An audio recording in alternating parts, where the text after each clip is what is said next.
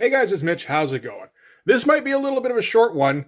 There isn't a whole lot to talk about in this comic book other than Jae Lee thought the Crow was really cool and decided to draw a couple of random pages out of it and go, I made this, and then call it HELLSHOCK. We're taking a look today at HELLSHOCK number 1. So just before we get into it, if you enjoyed the channel, if you feel like you might want to help out a little bit, go subscribe on my Patreon. It gives you early access to everything I do.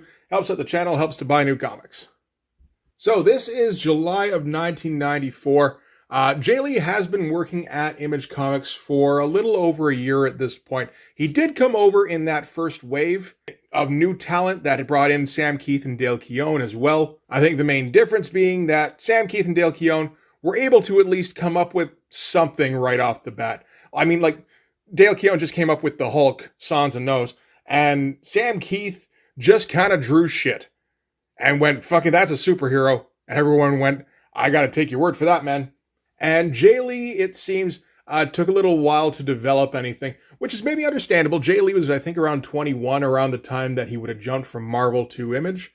The first thing he did when he came over was to work on Rob Liefeld's Youngblood Strike File. He worked on the first 3 issues of that. He also did the Wildcats trilogy, and he did a few covers around Image around this time. I know he did a few for Bloodstrike, and I want to say there's more that he did. I just can't remember what it would have been. I know he did at least one for Cyberforce Origins, the Psyblade issue. He did a cover or something for that. But anyway, by July of 1994, he had come up with something, and it was called HELLSHOCK. And we were all like, cool, what is this? And we never really did find out. HELLSHOCK didn't last very long. It's a 4-issue series that, as far as I can tell, doesn't really go anywhere. There doesn't seem to have been much of a plan. Jae Lee just kind of seemed to want to draw some cool-looking pages and then decided that was a story. Which on the one hand is like, cool, we got some nice-looking pages by Jae Lee, and they are.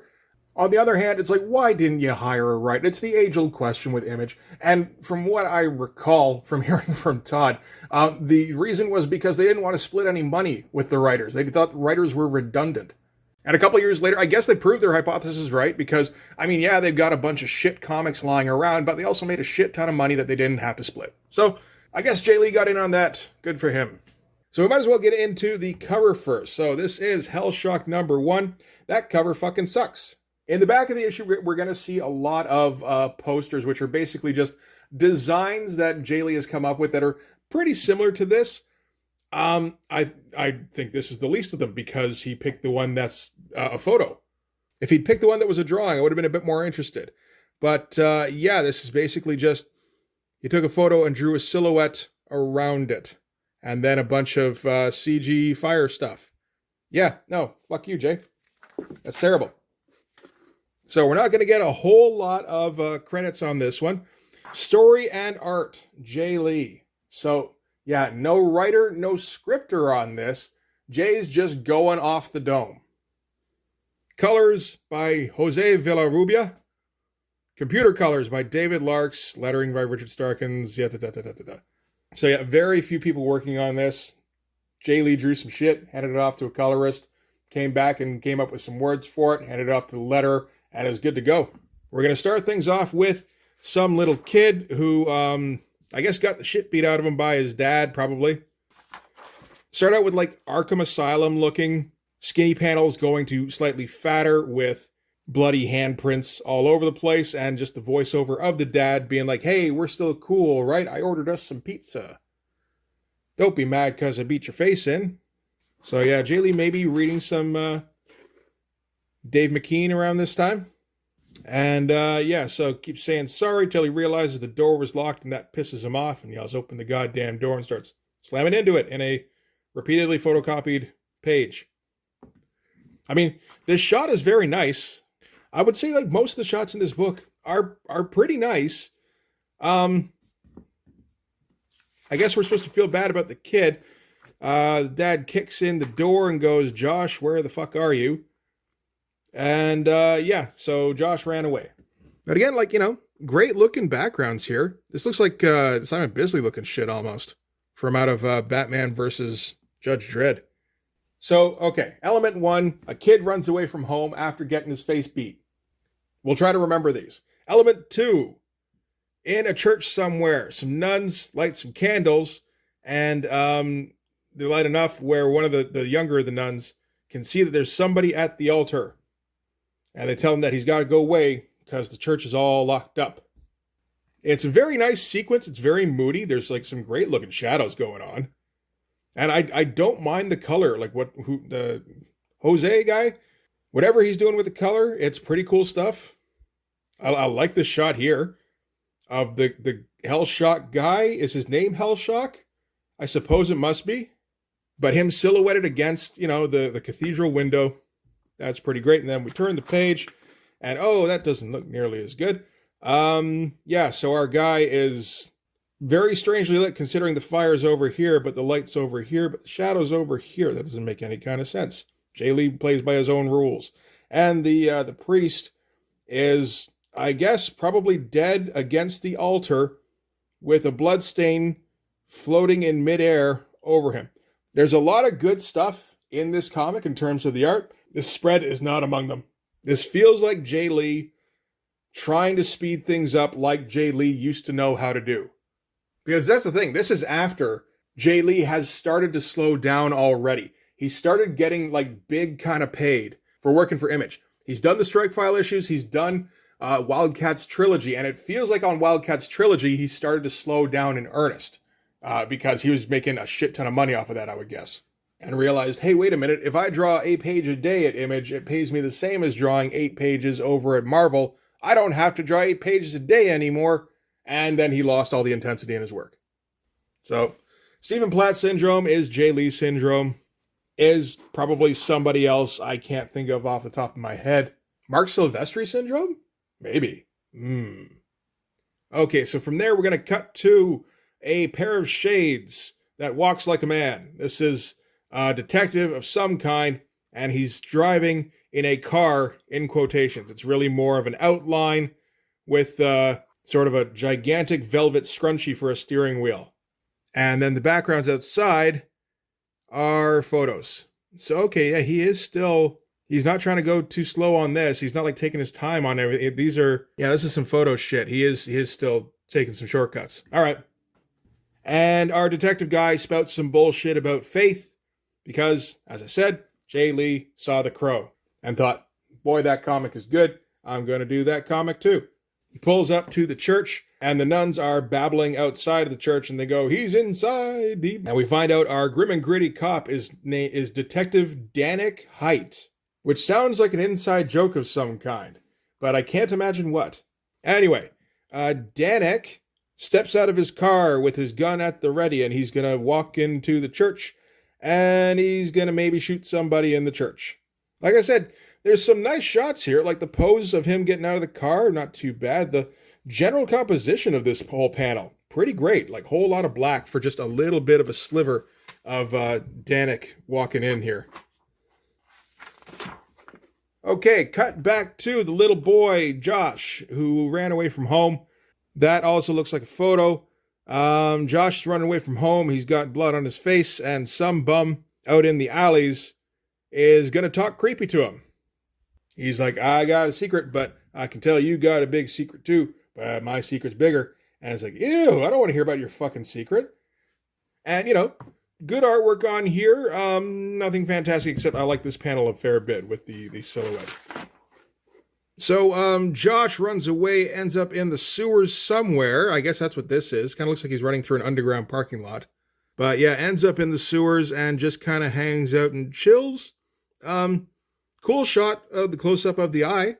And then we cut back to Danik, who is checking out the vestibule or something. That looks like another photo of a cross. And he doesn't see our HELLSHOCK / Crow guy, but then he looks again and he does see him. And he's sitting in, the light of a window. The moonlight coming in. Again, like some nice shots. It's a cool shot. And he's in a crow kind of pose. And that's it for HELLSHOCK #1. Like I said, like fucking nothing happens in that book. Josh ran away from home after getting beat up, and then ran away from home a little further. And at a church, a guy busted in, and there was a dead body, and then a detective came. The end. So we're also going to get a few posters here that I think are largely rejected cover ideas by Jae Lee. I kind of like this one. I like it better than the one that actually ended up on the cover, at least. This feels like it could have been the cover. Same with this. Any of those would have worked, I think, better than what we actually got. And they're very similar anyway. It's just that these ones are more drawings. And then one more to grow on like that. Again, that would have kind of worked. Maybe a little bit too crowish in that case. I'm not for sure. And we're also going to get some rejected art from a HELLSHOCK #1 that never happened. This was a story that I guess Jae Lee finished like a whole bunch of pages for and then decided wasn't going to actually get published. Which he shows here in black and white, which is kind of nice. He is using quite a bit of black on the page.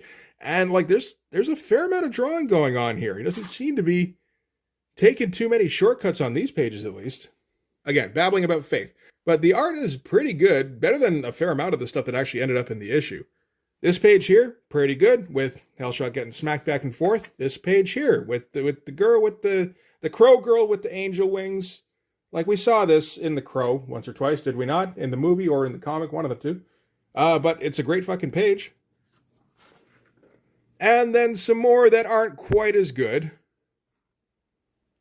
There's some good stuff here and there. Like I like the look of this dude with whatever this faceplate thing is over his jaw. And then another one here with the close-up of the eyeball with the girl with the wings reflected in it. It's some nice stuff. And we're going to get some typical ads in quotations, which is something we always get from Image. We don't get ads for actual products. Image doesn't do actual advertisements. They probably should. Like, you know, why not get another revenue stream going? But they just like, they get their buddies to draw like a pinup and go, hey, make this an ad for your comic. So we get stuff like, if you haven't seen The Dragon lately, you're a dork. Which, you know, like, just Eric Larson thought was funny. Like, wouldn't that be a funny ad? It's like, yeah, a little bit. Maybe the first time. And then it's like, why did you put in something that you could have made some money on? Yeah, well, doesn't matter. We also get an ad for just Images, like, you know, stroking themselves with their, come on, admit it, you thought we'd be gone by now. When we originally announced our plans to form an alliance dedicated to economic and creative freedom, the industry experts and pundits had a field day. They predicted we couldn't possibly last more than a year, too young, too impulsive, too naive. They'll never find the self-discipline necessary to make sound business decisions. Well, they didn't find the self-discipline necessary to get the comics out, there's that. And with 2020 hindsight, we'll be the first to admit a few of those predictions came true. We did make some boneheaded decisions. But despite all the pratfalls, Image Comics survived. I feel like they don't understand what pratfalls means. Pitfalls, I think they're going for. Pratfalls is a little closer to the mark, though, and is quite a bit funnier. We just entered the third year of our revolutionary alliance. We're not so impulsive and naive anymore. In fact, we're stronger than ever, revitalized, refreshed, and rededicated to making the best comics on Earth in 1994. I should remind you that this is the year the pack came out, so successful, perhaps? We've never lost sight of the reason why we banded together, to refuse to follow in the footsteps of all the legendary creators who had their, it says characters taken away from them. We got to strike that out and put royalties. We're free to pursue our own visions and dreams. We've demonstrated to every young superhero cartoonist that you don't have to sell yourself short. We've changed the nature of work-for-hire comics by writing our own work-for-hire contracts. Oh, sorry, I meant by nurturing our own young talent and rewarding them extremely well for their labor on our creations. They do that. They pay the ass for comic creators at this point. We encourage them to work towards the day they create their own worthy characters, leaving our nest and form their own version of Image Comics, which is what they did, which is why we got like all of 20 issues by J. Scott Campbell or Michael Turner or, you know, Stephen Platt or David Finch. Would have been cool if we got a whole bunch of comics by those guys. Instead, didn't happen. Instead, they all went Image, they created their own studios, and they hired lesser talents to make their comics for them while they collected royalties. That's just kind of like perpetuating mediocre, kind of lower than average quality comics. The young creators of tomorrow will benefit from the battles we waged against the large publicly held corporations, and we couldn't be prouder of that. Like, long run down to 2024, no, not so much. I mean, Image isn't really any better kind of avenue for making any kind of money these days than Marvel is. Robert Kirkman did okay out of it, so I guess that's maybe what they're talking about. Let's go with that. All right, Star Force action figures, still haven't seen any of those actually exist. I think there are screenshots of things, though. Boof and the Bruise Crew. And just regular edition Boof. I have no idea who they thought was going to buy these. Like, Boof and the Bruise Crew seems like something that should be going and being sold in, like, drugstores. But I don't think Image was doing any kind of newsstand in 1994. So they're just hoping that, like, 20-year-olds and shit are going to want to read their bad fucking Garfield-looking comics. Pit's still coming? I thought that was already out by now. And Prophet number 7 with some insane Stephen Platt artwork. Excellent shit. Oh, and yeah, the Joe Mad Die Hard. That doesn't look remotely like Joe Mad. That's terrible. And like the most inappropriate ad you've ever seen for anything was Spawn number 24. Kids and crack. Spawn and Sam and Twitch. Which one of these don't belong together? Fucking what? It's like there's gotta be a better way to do that. Anyway, there's one of those ads that looks better than the cover. See, that's what it would have looked like. Not too bad. So that's it for HELLSHOCK number 1. I doubt that was more than like 15 minutes. I could take a quick look at HELLSHOCK number 2. Yeah, why not, I suppose. As far as the cover goes, it's not really an improvement. These are more CG elements. This is Jae Lee getting other people to do his work for him. Still the same guys doing all the credits. So we're going to kick things off with a creepy old lady who is kind of talking to her daughter, who apparently just found out. Okay, the daughter just found out that she's pregnant. And she's telling her super religious mother about this. And her mother is pretending to be on her side until she shows her a mirror showing that she's painted her face with a bloody cross and calls her a whore at that point. It's like, oh, okay. So yeah, we're on familiar ground now. So starting off both issues with abusive parents. So then from there we cut to that same girl who was just in the earlier bit, waking up in, I think, a hotel somewhere. And it's 20 years later. She'd given up the child 20 years ago. Didn't know who the father was, but it appears that the father was the devil. And he's going to be visiting her with nightmares and shit for the next little while. You know, as per usual, very nice looking stuff. Not super intense. I guess we'll fix that a little bit here, but it's more like intense in comparison to actual everyday shit, not Jae Lee 1992 intense. Okay, so we're back at the church where the detective is now pissed at the guy who may or may not have killed the priest. Priest is still dead.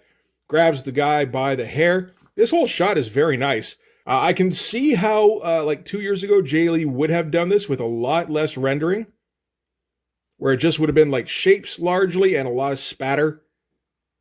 So it's a lot more solidified now. This is, again, yeah, Stephen Platt syndrome. Like, that hand looks fucking great.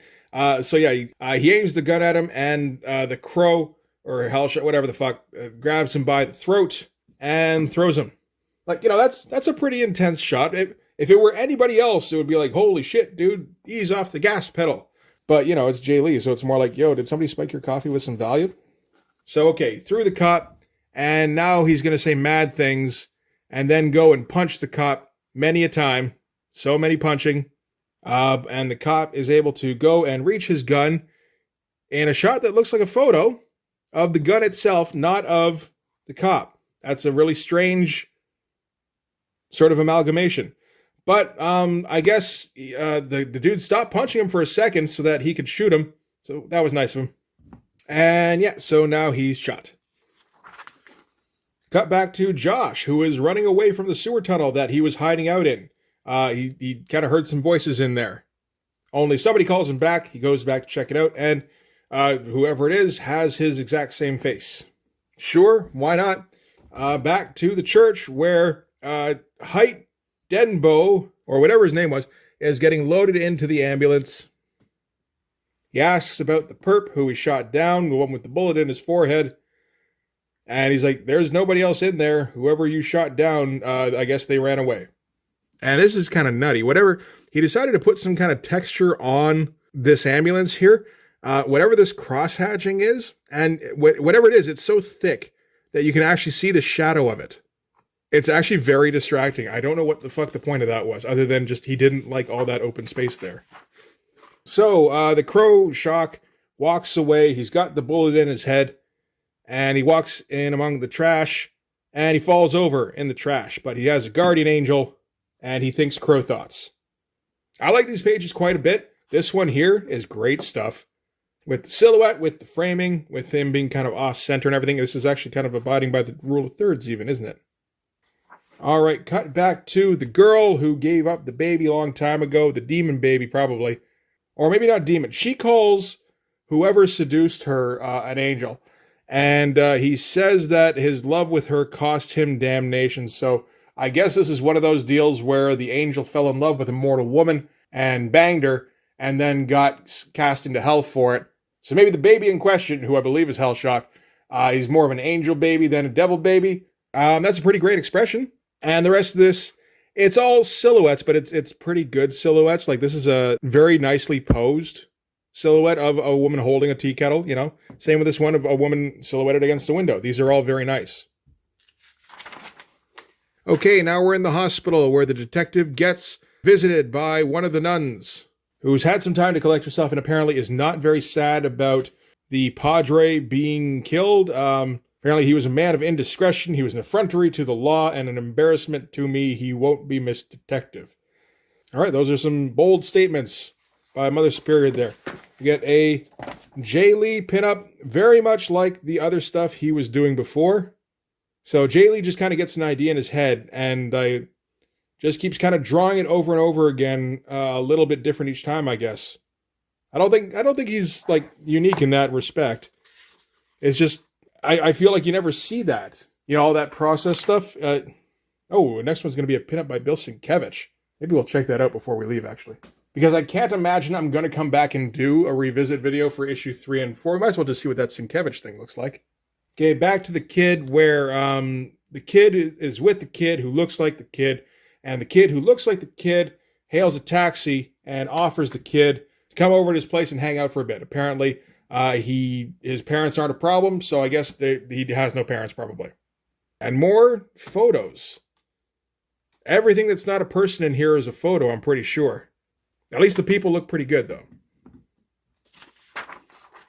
Okay, back in the bathroom, where the girl is still, well, I mean, you know, she's not a girl now. That was 20 years ago. She's a woman.